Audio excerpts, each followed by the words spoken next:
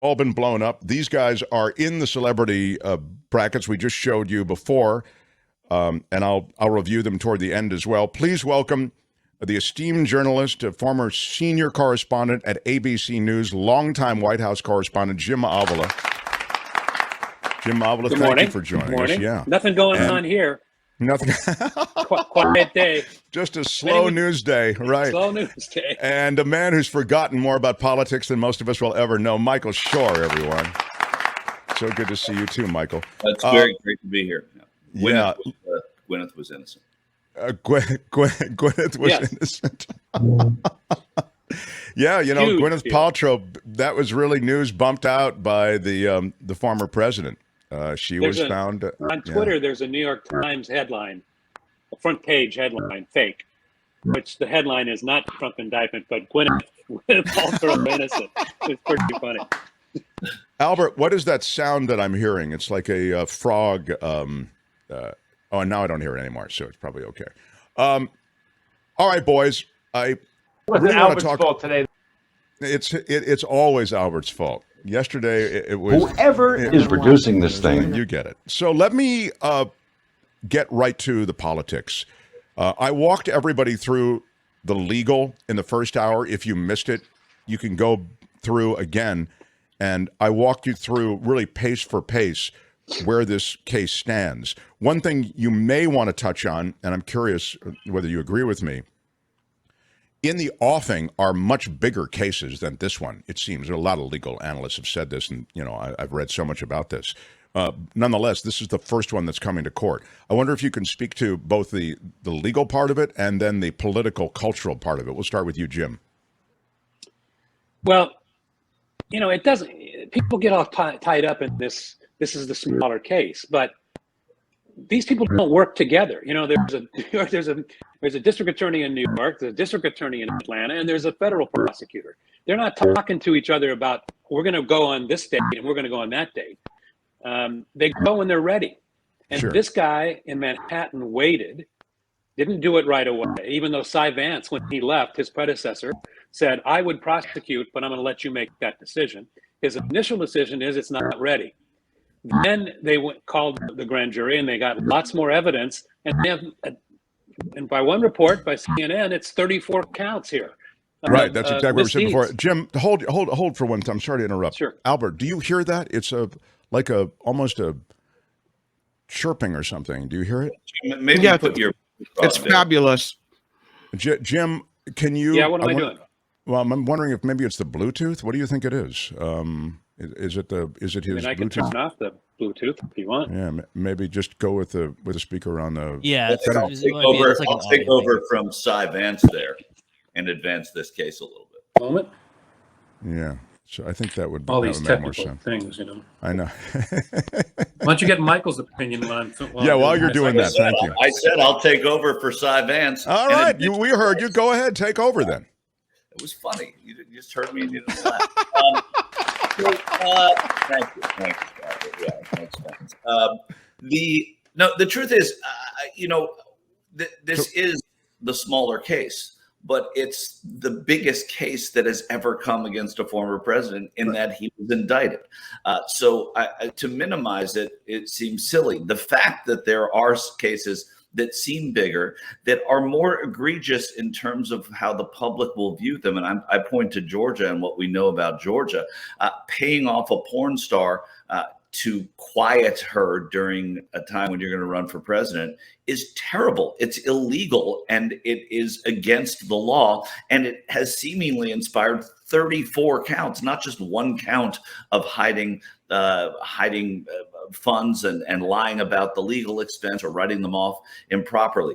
Illegal. The biggest thing that's ever happened against a president or former president.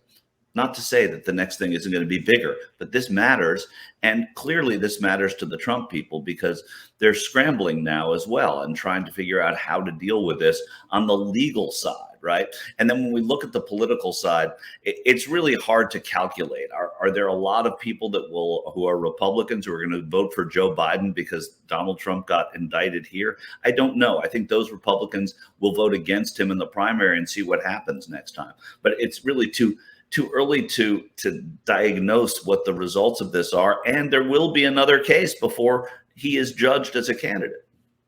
Yeah, I think he'll try to use it, and it may work in the Republican primaries. And what's interesting is that, to me, I'm interested to see how he appears at the Manhattan courthouse, because they can, with the Secret Service, sneak him in a back door. But it's Trump, and he may want to go right through the front door with all his no question. He'll want the show out there and going like this and everything and stuff like that. And whether they handcuff him or not matters. And I can tell you that the day after his arraignment or that evening, people are going to be talking about his mugshot. He's going to be photographed. You can bet he's going to flash his $1 million smile. But it's going to be that kind of a spectacle. And I think the Secret Service and the DA's office, and by the way, the New York the police that work in the courts there, they're the ones that are actually going to be dictating this, and the Secret Service is going to be following suit to what they say. Of course, they have to cede a lot to the Secret Service. Well, they wanted to actually bring him in today, is what the reports were, but had to wait till Tuesday because of the Secret Service. Jim, I'm still hearing that. We're hearing that sound. Maybe you can disconnect and reconnect, but I want to make a point while maybe you do that. All right, I will. And the point is, I'm disappointed, Michael, that, and I've always been disappointed in Merrick Garland. And I say that because the Mueller report laid out obstruction of justice 10 different times. And Garland didn't even follow up on it at all when he became Attorney General. I think that within the halls of justice, and I don't know this because that's not my kind of, my expertise is not in legal wrangling and that sort of thing. There was a clear decision and a clear acceptance of the fact that this was a New York State case. This was not a federal case. And a lot of that, I think, had to do with the possibility of pardon. A president can pardon himself. And there was a fear that if this became a federal case, that he would do something like that. So ceding this ground to being a state case was that was a decision that was made, and I think it was talked about a lot and probably made for very good reason. But I don't see. Okay. No, I mean, that at least that gives me some kind of explanation. I just I really, when I look at this case, and I mean, again, just we've had so many legal analysts through, and we'll continue to have them through, and they all say, and it's been written about everywhere, that this is the weakest of the case. It doesn't mean that you can't get a conviction. It just means you really, you're going to have to effort in ways that have never been really played out before. And so it makes me wonder. With 34 counts, you have to be able to rely on the district attorney of the state of New York, or the city of New York there, and be able to accept that they have a case that they think is strong enough to bring to both a grand jury and now to court. So I it's not that Merrick Garland's not beyond reproach for other reasons, but the point here is I think that there are two separate things here. And I think if what happens in Georgia becomes bigger than it already is. Look, I don't think anyone in New York was expecting 34 counts. That means that Alvin Bragg and the team of district attorneys there has much more than we already know about this. There must be documentation. There must be witness accounts. There must be a lot of testimony that says there's more to this than even we thought who read it in the newspaper and watch it on the news. So I think in Georgia, you're going to find the same thing. And that's where you may see the federal government and Merrick Garland Justice Department step in. It is true, Jim Avila, that, when you're Alvin Bragg, you don't want to miss he's a super sharp dude out of Harvard. And, he's not looking to just indict. He wants to get a conviction. And so there are all of these accounts that we hadn't expected, and he's not living for the headline Trump indicted. He's living for the headline Trump convicted. Yeah, and you have to remember that, as you say, he's not stupid. He knows that if he indicts, he has to convict, and he had to have a strong case to go there, or else he wouldn't have gone there, because it's the president of the United States, the former president of the United States. You don't do that lightly. One disappointing thing that I was going to say, and when I got cut off, is that the mugshot in New York, they don't release them. So that's good. I was wrong there, because while you were gone, Jim, I said that's going to be what we're going to be talking about. But if they don't release it, then So now my bet is watch TMZ. It's going to come up. It's going to It'll be leaked. Yeah. It will be leaked. And, TMZ's got all that money they spend on that kind of leak. So the only problem is that, of course, Harvey is very pro-Trump. So I'm not sure he wants to release it, but he's more pro-money than he is pro-Trump. So I think it'll be okay. It'll get released. But yes, that's the best part, is that if we get to see that smile that Michael was talking about on there. And the only other point is I would add to is that when you were talking about Merrick Garland, I don't understand. So I understand why. Well, I understand, but I don't agree. But Bill Barr was a criminal. Okay, Bill Barr stopped the investigation. Wanted, in fact, to over. I don't know if you went into this already. Wanted to overturn the conviction of Michael Cohen. Michael Cohen wanted to overturn that conviction, and he did stop the investigation into Trump when Trump was named as a conspirator and the leader of the gang. Right. Now, the disappointing part, okay, you expect that of Barr, he's a criminal. Why didn't Merrick Garland charge as soon as he got in? And I still don't understand why he didn't do that. And, it took him a while. And then now we have the special prosecutor, who I do have faith in, and I think there's going to be. Now, you may not remember this, Mark, but when this first started, I predicted by spring that Donald Trump would be indicted, that this would be quick. And I really think that Jack Smith is going to be in the next month or so. And I think Atlanta could be any day. I really do. Wow. Well, that's huge. And I was saying, just on the point you were making about Merrick Garland, I was saying to Michael Shure and to everyone, my disappointment was profound, because I thought the Mueller report laid out the obstruction of justice. And I mean, it's there. And the idea that, politics of it comes into play there, and there's a good chance, and this is obviously just guesswork, that the Biden administration came in and said, we're not going to make the first thing we do the prosecution of Donald Trump. We are here to get the country back in order and do our job. I think that's absolutely right. I don't know if Biden and Garland were talking, but I know that I do know that Biden was not least publicly pushing for an indictment of Trump. He didn't want to be the guy who comes in as the new president and indicts the former president of a different party. That's not a good look. And so he let the system go. And Merrick Garland is a very is a kind of guy who's systematic and methodical, and maybe that'll work. We might be all very happy when Jack Smith comes back with these indictments. Yeah, I mean, certainly. Well, the reputation of Smith is sort of along the lines of what you're talking about. And so that'll be a busy couple of months for Donald Trump and his legal team. I mean, wow. The one big prediction, and I'm sure Michael agrees with this, is that Donald Trump will never be president again. It's just not going to happen. So you think that he's all of this about sort of like that he's the Obi-Wan Kenobi, somehow by being struck down, he'll come back even more powerful, by being indicted and convicted. You think not? He's a loser, Mark. He has lost everything. He didn't even win the popular vote, against Hillary Clinton. He's a loser. He hasn't won ever, and this is not going to help him. No one wants. They can parade. The Republicans can say all this they want. No one wants indictment on their resume or conviction on their resume. They just don't want it. Right. And although he's a unique creature who probably revels in the fact that he's raising money off of this. When the FBI raided Mar-a-Lago, the next day was his biggest fundraising take. And then thereafter, people are expecting he's trying to use this now as a way of fundraising. But that comes from within the people that are already supporting them. I don't see that as a growing group of people at all. And I think Jim's right. Yeah, what I wanted to pop in to ask, when you talk about the reaction of people, of Trump followers specifically, to what has happened, and you probably already saw this. This is the Trump reaction posted on his Truth Social. Yeah. He's been about, at the end, he says, it's an attack on our country, the likes of which has never been seen before. And he calls it an attack on our once free and fair elections, calls the U.S. a third world country.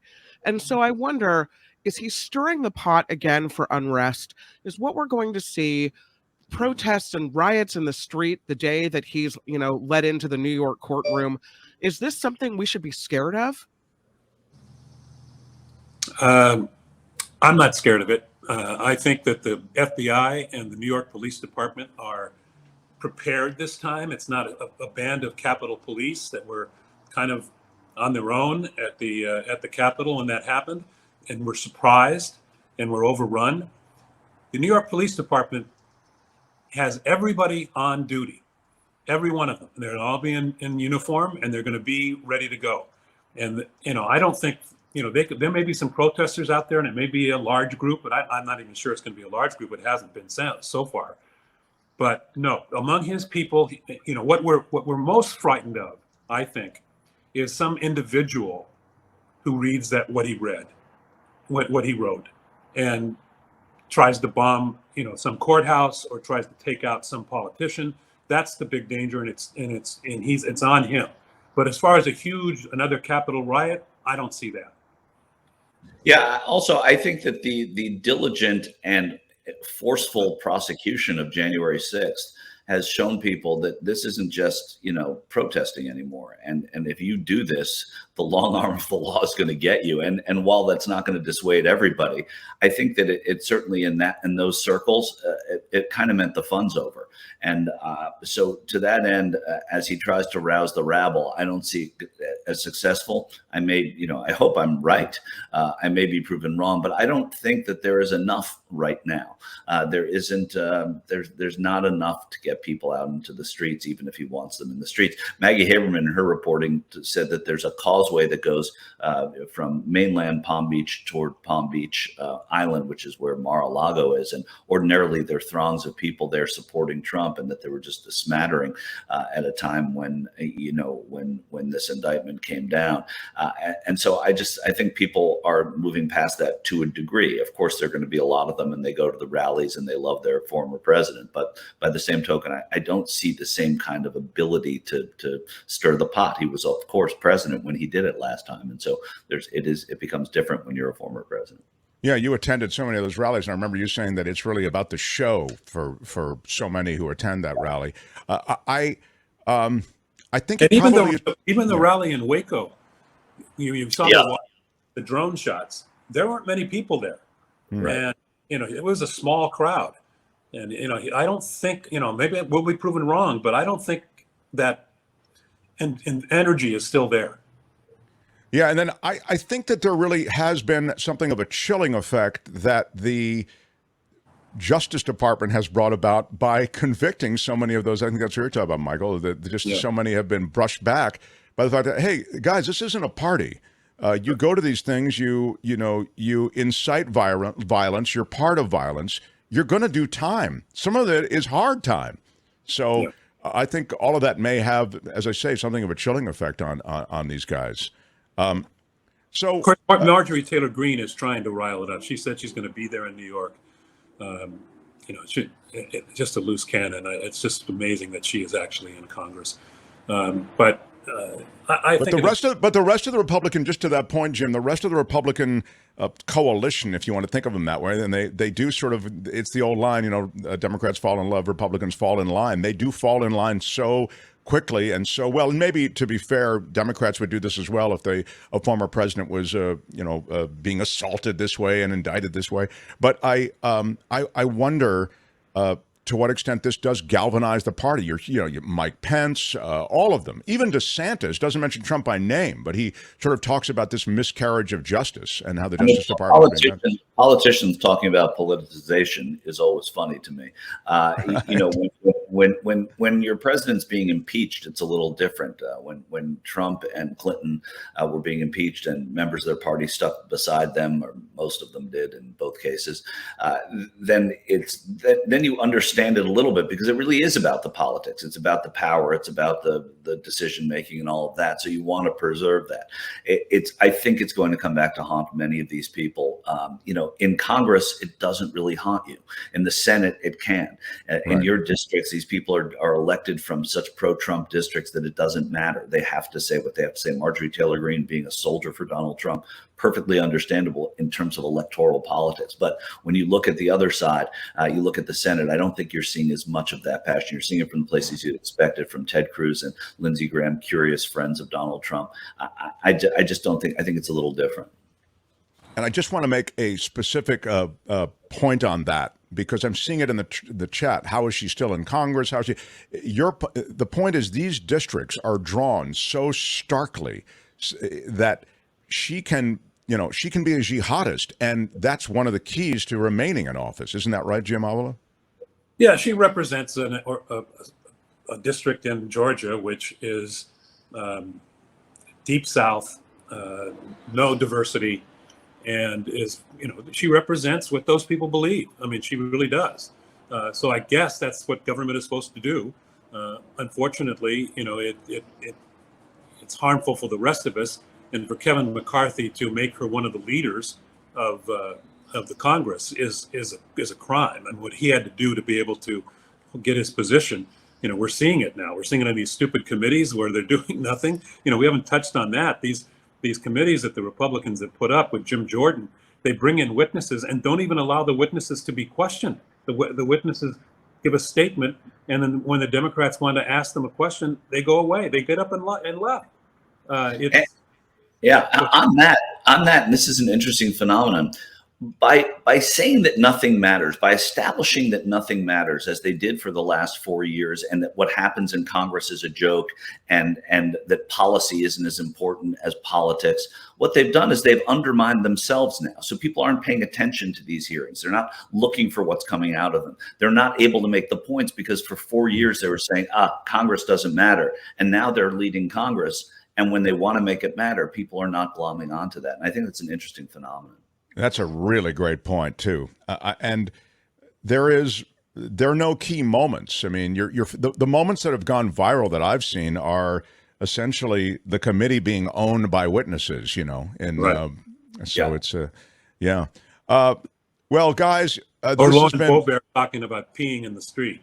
I mean, that was the Boebert thing is really wild. She was, and also keep in mind, Lauren There's Boebert, never been anything like this. right. Lauren Boebert beat Lucas Kunce in her race. It wasn't Lucas Kunce's race. It's Adam Frisch's race by 546 votes. So it's not like these things are absolutely unwinnable. I would agree with Jim. If you go to Rome, Georgia, that's where Marjorie Taylor Greene's from.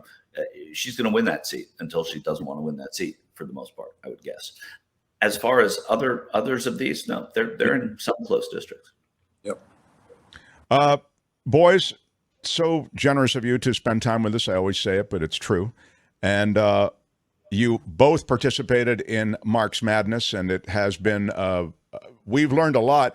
We were all humbled by the results. Myself, even the commissioner of Mark's Madness, Albert, was humbled as well. Here is the leaderboard, and it's kind of it's sobering. Now, I can't believe it! Michael Madness. Snyder, the movie critic and our media critic, he's number one in the celebrity bracket. Then John Daly, former producer, then me.